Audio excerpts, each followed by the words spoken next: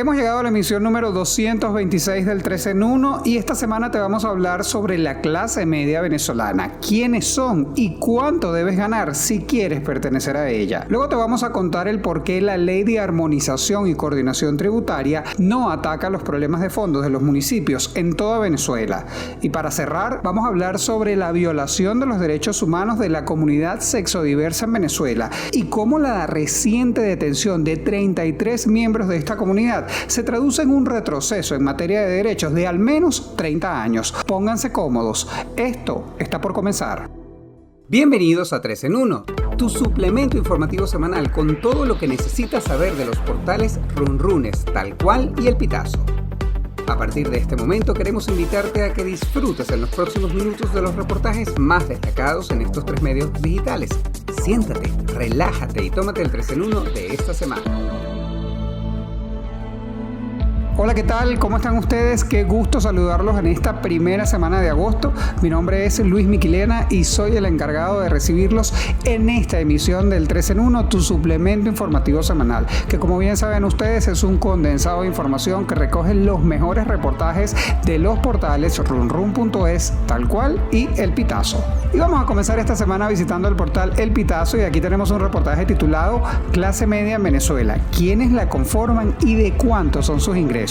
Y es que de acuerdo con un estudio de la empresa Data Analysis, en la actualidad existen 5 estratos en Venezuela: el alto, medio, emergente, medio establecido, bajo con oportunidades y bajo excluido. Según los economistas Luis Vicente León, presidente de Data Analysis, y de Omar Zambrano, director de ANOVA, no es nada fácil definir a la clase media actualmente, puesto que implica analizar muchísimas características más allá del nivel de ingresos. Por su parte, el más reciente estudio de ANOVA reveló que el tamaño de la clase media en Venezuela se había reducido 90%, pues 9 de cada 10 familias que pertenecían a este estrato ya no lo son. La periodista Kimberlyn Talero con más información. Kimberlyn, un gusto saludarte y darte la bienvenida de nuevo al podcast. Tengo un par de preguntas. ¿Quiénes en este momento conforman esta clase media venezolana y de cuánto o cuáles son sus ingresos? Hola Luis, un saludo a ti y a toda la audiencia del podcast 3 en 1. Encantada de estar nuevamente con ustedes compartiendo un poquito de lo que hacemos desde El Pitazo. Te comento que no existe un estándar, una medida única que permita definir en cuanto a ingresos a la clase media.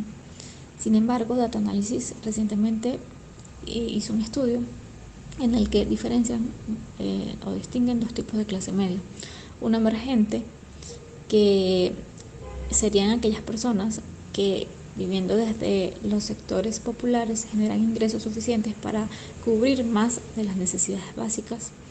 Este sector, digámoslo así, este segmento de la población tendría un ingreso entre $1,734 y $5,560.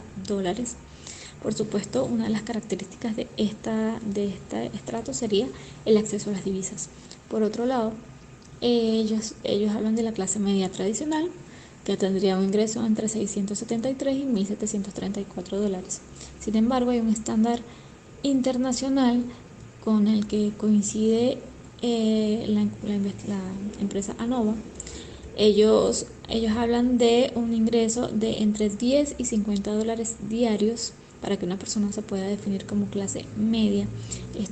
Esto implica que una familia de 4 integrantes necesitaría un ingreso a partir de los $1,200 para que pueda considerarse clase media, y según el director de ANOVA, esta medida se ajusta a la realidad venezolana. ¿Y se puede revertir la realidad venezolana en cuanto a los estratos? ¿Es posible volver a una clase media pujante y mayoritaria en el país? No es un proceso fácil, porque son muchas variables las que intervienen en esa realidad y en esa conformación de ese estrato.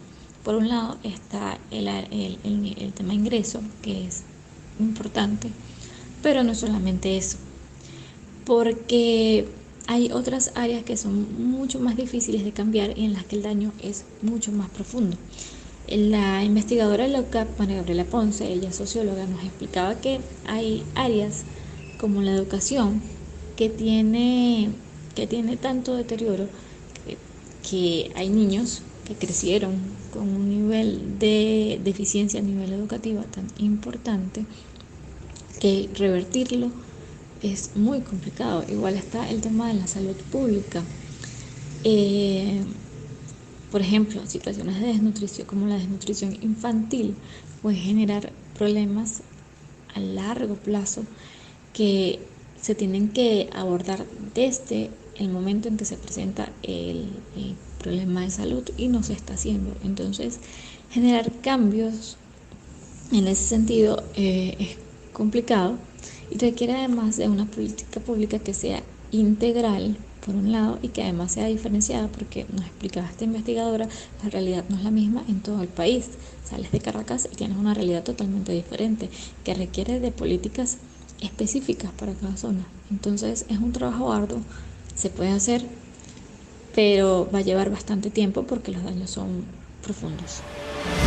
Ley de Armonización y Coordinación Tributaria no ataca los problemas de fondos de municipios. Este es el nombre del reportaje que nos comparten desde la redacción de Tal Cual esta semana y que vamos a revisar a continuación. Poner orden en el cobro de impuestos, simplificar los trámites administrativos a través del Registro Único de Información Fiscal o RIF y reducir los costos de los ciudadanos serán algunas de las virtudes de esta ley aprobada por el Parlamento chavista, de acuerdo con el presidente de la Asamblea Nacional, el oficialista Jorge Rodríguez. Prestemos atención a lo que dijo. Poner orden nos permite también proteger a la gente, nos permite también reducir los costos para comerciantes y empresarios y en manera directa reducir el pago que la gente hace de servicios, que la gente hace de comercio, que la gente hace de productos de una determinada empresa. De acuerdo con los expertos consultados para este reportaje, la ley pone en cintura a las regiones y a las localidades, pero no al Ejecutivo Nacional. Para entender un poco más sobre este trabajo, vamos a conversar con su autor, el periodista Royson Figuera. Royson, un gusto saludarte, espero estés muy bien. ¿Por qué los analistas dicen que esta ley es centralista? Hola Luis, gran saludo para ti y para toda tu audiencia. Muchísimas gracias por la invitación. Bueno, lo primero que debo comentarte es que una vez que esta norma fue aprobada, las advertencias sobre su viabilidad no han cesado.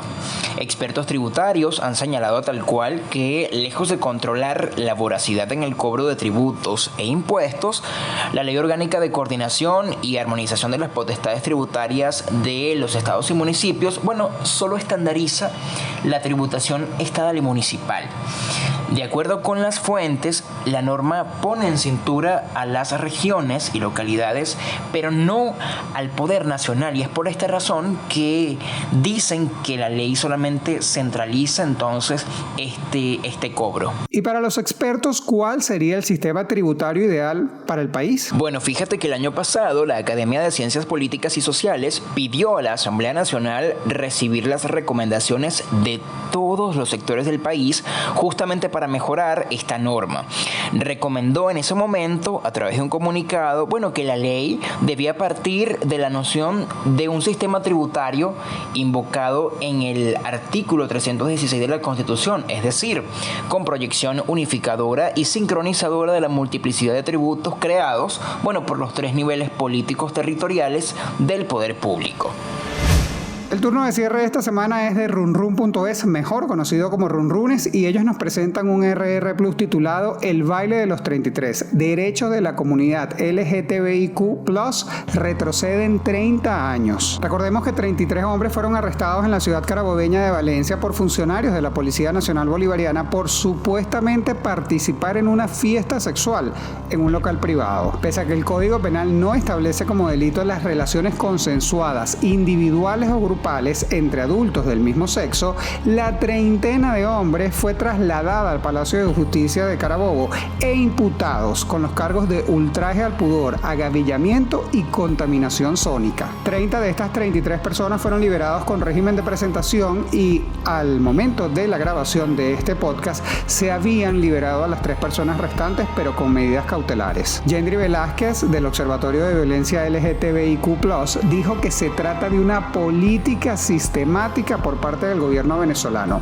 Vamos a escuchar lo que dice Velázquez. No es un hecho aislado, no es una cosa inocente, no fue un error de los policías, no es un error de la fiscalía, es una política de discriminación y hay que denunciarlo con todas sus letras. Y esa política de discriminación constituye una violación a los derechos fundamentales y es por eso que estamos aquí hoy denunciándolo frente al Ministerio Público. La periodista Lucía Pietrini nos habla un poco más sobre esta flagrante violación a los derechos humanos de esta comunidad. Lucía, bienvenida bienvenida, espero estés muy bien. ¿Cuáles son las penas que comprenden estos delitos que pretenden imputarles de manera ilegal a estas personas? Y esto significaría un llamado de atención a las personas de esta comunidad o a los dueños de este tipo de locales. Hola Luis, un saludo para ti y para quienes nos escuchan. Bueno, en cuanto a las penas exactas, para cada delito que les fue imputado injustamente a los 33 hombres detenidos, en el caso del ultraje al pudor, establecido en el Código Penal venezolano, este está castigado con prisión de 3 a 15 meses. El agavillamiento, que también está ubicado en el Código Penal, tiene una pena de 2 a 5 años de prisión. Y la contaminación sónica, que las pueden encontrar en la Ley Penal del Ambiente del 2012, dicta prisión de 3 a 6 meses o el pago de una multa de 300 a 600 unidades tributarias. Respecto a si este hecho significa un llamado de atención a las personas y dueños de locales de ambiente, ONGs como el Observatorio Venezolano de Violencia LGTBIQ+, y País Plural advirtieron que este hecho puede ser el inicio de una persecución y criminalización sistemática de las personas pertenecientes a la comunidad sexodiversa y en consecuencia también a los espacios donde hacen vida. Cabe mencionar que en entrevista con la abogada y diputada trans Tamara Adrián, ella comentó que en el juicio del caso se dictó una prohibición de enajenar el local Avalon Men Club, que fue donde ocurrió todo esto, y que este también podía ser incautado por las autoridades. Sobre todo lo que pasó, Adrián comentó que podríamos estar en presencia de un plan de limpieza social parecido a los que se hacían en la Venezuela de los años 80 y 90, por ahí, cuando la probabilidad de que hubiera un allanamiento sorpresa, extorsiones y arrestos de parte de las autoridades en los locales de ambiente del país eran sumamente altas. Por otro lado, Lucía, pudimos ver en las redes sociales cómo las identidades de estas personas, lejos de ser resguardadas, fueron sometidas al escarnio público.